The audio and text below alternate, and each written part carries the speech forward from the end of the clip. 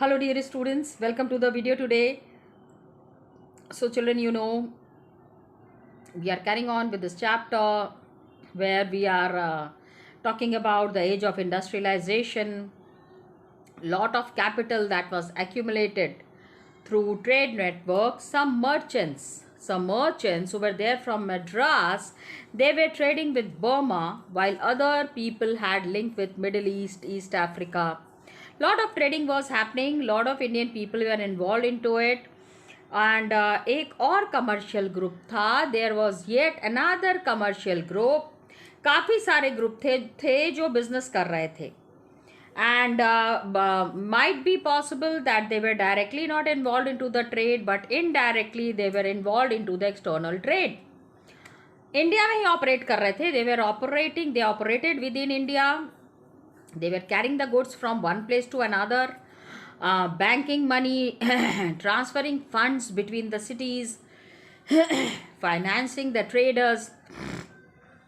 Opportunities of investment were there. अभी क्या हुआ कि इंडस्ट्रीज में बहुत सारे लोग अभी पैसा इन्वेस्ट करना चाह रहे थे. Yes, dear students, please try to understand. Industries were growing on a very fast pace. So they wanted to set up factories. Colonial control was there over Indian trade. That was tightened. काफ़ी strong हो गया. And Indian merchants क्या हो गया? Now they were functioning increasingly. Colonial people can never tolerate anybody making money.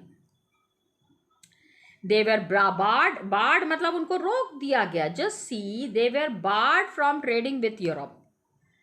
सामान आप तैयार करके आप यूरोप के साथ ट्रेड नहीं कर सकते हैं. मोस्टली खाली कच्चा माल दीजिए. Just give the raw material, food grain, dal, chawal, and all the raw material that was needed. लेकिन फिनिश्ड गुड्स का मोनोपोली खाली ब्रिटिशर्स का था.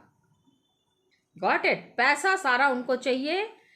एंड शिपिंग बिजनेस, बहुत सारे जो हमारे इंडस्ट्रियलिस्ट थे, they were in the shipping business, वहाँ से भी उनको निकाल दिया गया. In the last video children we have discussed about these companies. 3 of the biggest companies, Bird Hylers and Company, Andrew Yule, Jardine Skinner and Company. अब ये जो एजेंसीज थी, all these agencies, they were mobilizing capital. They were setting up joint stock companies and they were managing them. Joint stock companies were set up. A lot of management was there. Indian finances जो थे ना, they were providing the capital. लेकिन European agencies ने क्या किया? They made all investment and business decisions. Decision लेने का हक इंडियंस को नहीं था. खाली पैसा देते रहिए. Keep on giving the money. Don't give the ideas. Ideas किसका चल रहा था? खाली the Britishers. So European merchant industrialists were there. They had their own chambers of commerce. अपने तरीके से ये अपना बिजनेस चला रहे थे, जहाँ पे कि Indian business were not allowed to join. Britishers अपने आप को बिल्कुल एक्सक्लूसिवली सेपरेट रख रहे थे. एंड ये टाटा ब्रदर्स का हमने कल फोटो देखी थी, जिसमें कि कॉलोनियल इंडिया में industrial machinery was there, railways, locomotives, सारा कुछ पहले बाहर से आता था. तो हमारे यहाँ की जो इंडस्ट्रीज थी, they could not really develop. Independence तक ब्रिटिशर्स सपोर्ट नहीं करते थे. As a result all the iron and steel material was imported. अब ये वर्कर्स आ कहाँ से रहे थे? Where did the workers come from? Factories जो थे, दे नीडेड वर्कर्स. फैक्ट्रीज में वर्कर्स की ज़रूरत थी. फैक्ट्रीज बढ़ते चले गए, डिमांड बढ़ता चला गया. 1901 में there were 5,84,000 workers in Indian factories. Indian factories में आप ये समझ लीजिए कि 5,84,000 वर्कर्स. एंड 1946 आते आते क्या हो गया? Number was over 24,36,000. काफ़ी वर्कर्स काम करने लग गए थे. ये वर्कर्स आ कहाँ से रहे थे? आसपास की जो डिस्ट्रिक्ट थे वहाँ से दीज पीपल वे are coming 50% of workers Bombay cotton industry में जो थे दे वे are coming from Ratnagiri. Ratnagiri से आ रहे थे, जहाँ पे कि मिल ऑफ कानपुर कानपुर की जो मिलें थी, most of the textile they were getting from the villages with in the district of Kanpur.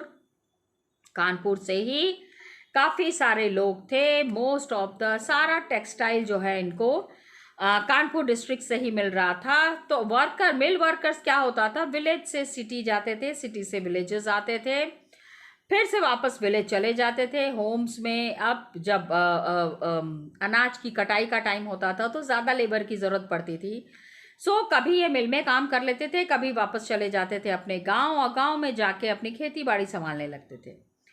तो एम्प्लॉयमेंट की न्यूज़ जैसे जैसे बढ़ी, as the news of employment spread all over, workers बड़ी दूर दूर से आने लग गए। वर्कर्स ट्रैवल्ड ग्रेट डिस्टेंस, इस होप में आते थे कि they will be working in the mills. United Provinces से जैसे कि they went to work in the textile mills, Bombay की जो टेक्सटाइल मिल्स थी वहाँ पे काम करने गए। जूट मिल्स कैलकाटा के तो थे, वहाँ पे काम करने गए। जस्ट सी बॉम्बे के वर्कर्स की ये पिक्चर है, this is an original picture my dear students. Young workers of a Bombay mill early 20th century की ये पिक्चर है, ठीक है। वर्कर्स जब अपने विलेज में वापस जाते थे तो दे लाइक ड्रेसिंग अप, शहर के कपड़े पहन के बहुत सबको दिखाते थे, देखो देखो हमने शहर में ये कपड़ा खरीदा एंड ऑल दैट, या। तो जॉब मिलना बहुत मुश्किल था, मिल्स बढ़ती चली जा रही थी। People who wanted to work were always more than, जितने जॉब होने चाहिए उससे कहीं ज़्यादा काम करने वाले लोग थे। एंट्री मिल्स में क्या था, इट वाज आल्सो रेस्ट्रिक्टेड, मिल के अंदर सारे लोगों को एंट्री जो है वो मिलती नहीं थी। इंडस्ट्रियलिस्ट ने क्या किया, इन्होंने जॉबर को अपॉइंट किया। नए नए लोगों को काम पे रखना है, अब ब्रिटिशर्स जाके कहाँ खोजेंगे किसको काम पे रखना है, तो न्यू रिक्रूट्स एम्प्लॉय ने जॉबर को अपॉइंट किया। अब जॉबर क्या था, एक he was an old trusted worker. ये अपने विलेज से लोगों को लेके आते थे, उनको बोलते थे कि भैया हम जॉब देंगे, इंश्योर देम जॉब्स, सिटी में वो सेटल करते थे and provided them money in the times of crisis. जो लोग वहाँ काम कर रहे हैं उनको मनी दिया जाता था in the times of crisis. तो जॉबर क्या हुआ, ही बिकेम अ पर्सन, थोड़ा सा अथॉरिटी और पावर के साथ he became a person who can look after big things and money का ये डिमांड करने लग गए, गिफ्ट्स। अब जो रिलेटिव्स को कहते थे हमने आपकी जॉब लगा दी, कुछ पैसे तो हमको मिलने चाहिए, अच्छा चलो पैसे नहीं, चलो एक बनारसी साड़ी ले आना, expensive gifts they wanted, okay. Factory workers बढ़ते जा रहे थे एंड टोटल इंडस्ट्रियल वर्कफोर्स जो है उसमें काफ़ी सारे लोग जो थे दे वे are working in the industries. अब बॉम्बे में एक मिल वर्कर था, when he used to work, worker क्या करते थे, they would pay the jobbers, jobbers को पैसे देते थे कि हमारे बेटे की भी जॉब लगा दो। एंड मिल वर्कर जो थे they were associated with his village, उन्हीं के गांव से कोई ना कोई रिलेटिव होते थे, फिजिकली इमोशनली हर तरीके से ये गांव के साथ जुड़े हुए थे। तो जब भी whenever the jobbers use to go to the villages, वहाँ से 4-5 लोगों को तो ले ही आते थे। कोंकणी पीपल घर जाते थे टू कट द पैडी, मतलब चावल को काटने के लिए जाते थे, घाटी को, सुगर केन को। तो ये it was a very acceptable practice, जहाँ पे कि mills were which the mills granted leave, ऐसे छुट्टी नहीं मिलती थी, लेकिन इस तरह के कामों के लिए मिल वाले छुट्टी दे देते थे कि साहब छुट्टी दे दीजिए, अनाज की कटाई हो रही है, जाना है।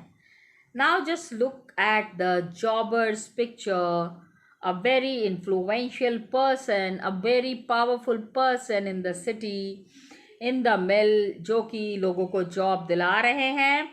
पोस्चर देखिए, क्लोथ देखिए, इससे ये पता चल रहा है कि जॉबर की पोजीशन जो थी वो काफ़ी पावरफुल थी। Jobber was a very powerful person. अब यहाँ पे आप देख रहे हैं spinners are there at Ahmedabad mill and women क्या कर रहे थे, they were working in the spinning department. ज़्यादातर विमेन जो थे वो कहाँ काम कर रहे थे, स्पिनिंग डिपार्टमेंट में काम कर रहे थे। अब क्या हुआ, एक just see one experience of a person who was working in the mills. वो बचपन की अपनी एक्सपीरियंस शेयर कर रहे हैं। नाम क्या है इनका, व्हाट इज हिज नेम, भाई भोसले। भाई भोसले कौन थे, एक ट्रेड यूनियन थे बॉम्बे के। चाइल्डहुड, बचपन की उनको बातें याद आ रही हैं कि उस समय जितना हम काम करते थे, एक टाइम काम करने का शिफ्ट वॉज 10 आवर्स, 10 घंटे काम करना है, 5 बजे से लेके 3 बजे तक, 5 PM to 3 AM। बहुत ही कठिन था working hours. Father was working for 35 years। पिताजी को अस्थमा हो गया and like disease, and he could not work any more. आगे वो काम नहीं कर पा रहे थे। सो जो पिताजी हैं, the father went back to village. Father जो है वो विलेज वापस चले गए। मीना मेनन और नीरा अदारकर जो हैं, 100 years 100 voices, ये इन्होंने लिखा है।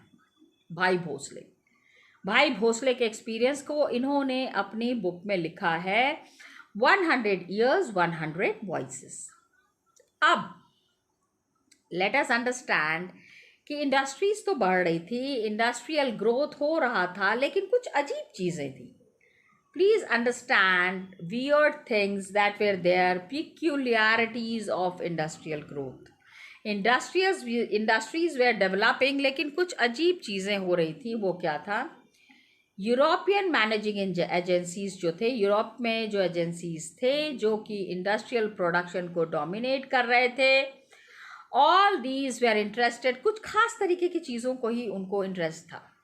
They were not trading any good from India and from the colonial government. क्या क्या इन्होंने, इनको चाहिए था यहाँ से, they had establish T and coffee plantations, चाय लगाया, कॉफ़ी लगाया, लैंड एक्वायर किया, ज़मीन खरीद लिया चीप रेट पे from the colonial government, and mining में, इंडिगो में, जूट में देवर इन्वेस्टिंग। ज़्यादातर ये जो प्रोडक्ट्स थे ना, ये इट वाज प्राइमरीली, ये किस लिए ज़रूरत थी, it was required for export trade and India में सेल के लिए नहीं, इंडिया से उनको खाली पैसे चाहिए थे।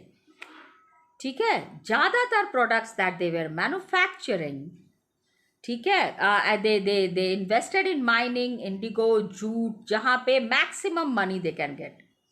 अब क्या हुआ, जब Indian businessman, please understand, Indian businessman भी तो अपनी इंडस्ट्रीज लगाएंगे, they avoided competing with Manchester goods in the Indian market. उन्होंने अपनी इंडस्ट्रीज लगा ली, British goods that were flooding the Indian markets, all the Manchester goods. Manchester में बहुत सारी मैन्युफैक्चरिंग हो रही थी। यार्न जो था, यार्न में वो जो धागा होता है, it was not important part of British import. Britishers जो सामान इंडिया में ला रहे थे उसमें yarn was not an important part. Cotton mills were there in India and it was producing coarse cotton yarn, बहुत मोटा, ठीक है, फैब्रिक नहीं प्रोड्यूस कर रहे थे, they were producing course thick cotton thread and yarn was imported. It was very superior variety yarn। ये जो धागा था बहुत अच्छी क्वालिटी का था। नाउ ये जो yarn है, इंडियन स्पिनिंग मिल्स में हैंडलूम वीवर्स इसी को यूज़ करते थे इंडिया में, या फिर ये इसको एक्सपोर्ट करते थे चाइना में। That is how the business was carrying on. ठीक है, अब Indian spinning mills was used by handloom weavers India में या फिर चाइना में एक्सपोर्ट हो रहे थे। अब फर्स्ट डेकेड, 20th सेंचुरी की फर्स्ट डेकेड तक क्या हुआ, lot of changes happened which affected the pattern of industrialisation.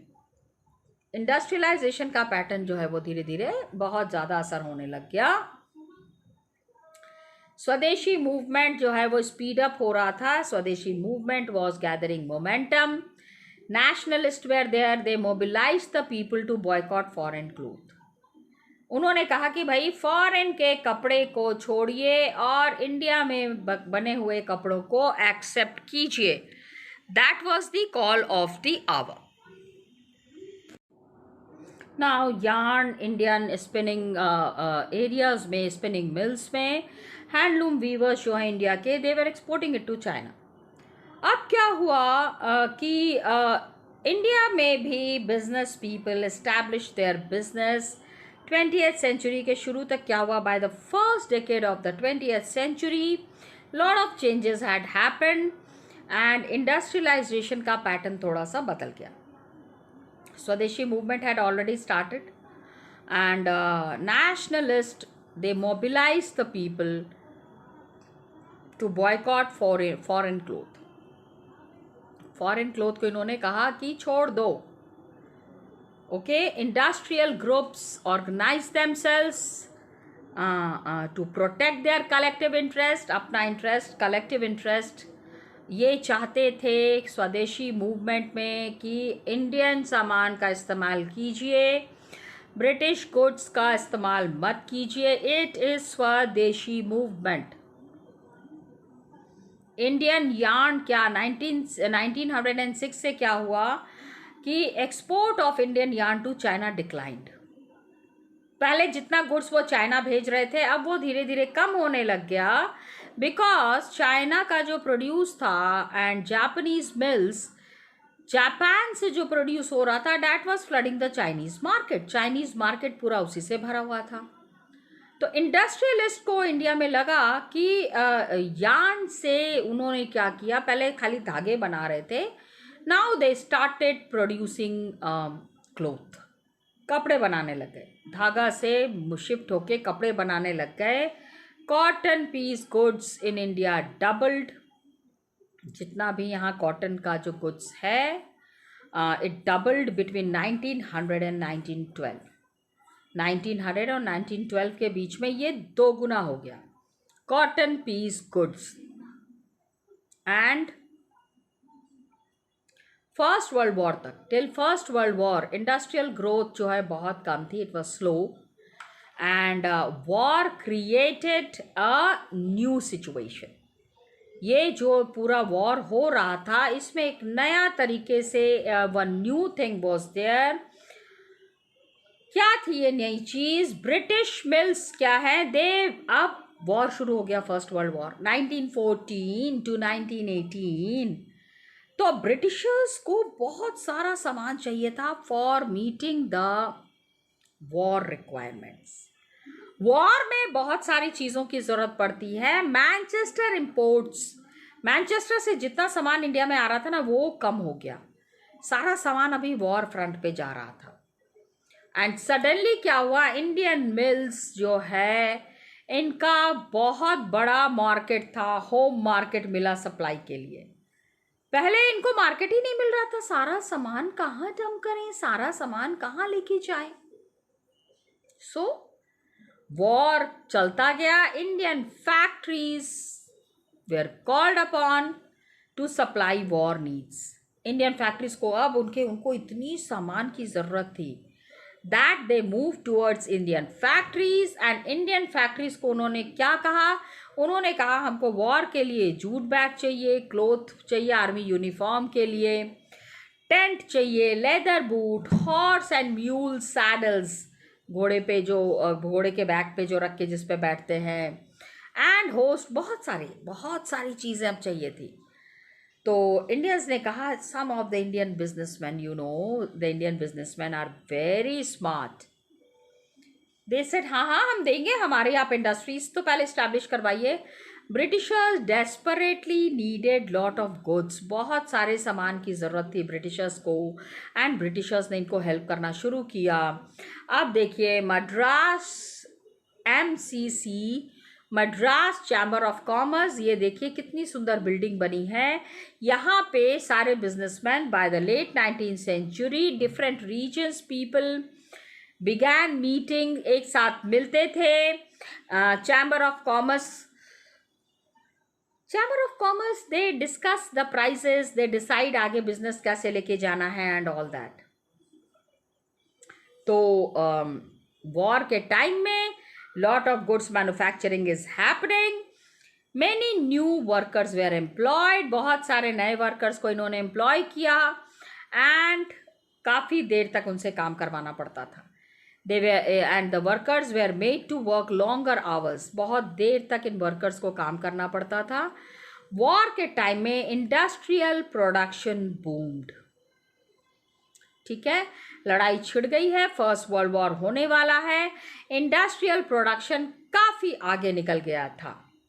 और वॉर के बाद मैनचेस्टर जो है they could never recapture the old position. Manchester जितना सामान was being manufactured in Manchester world war के पहले, वर्ल्ड वॉर के बाद वो स्पीड नहीं आ पाई.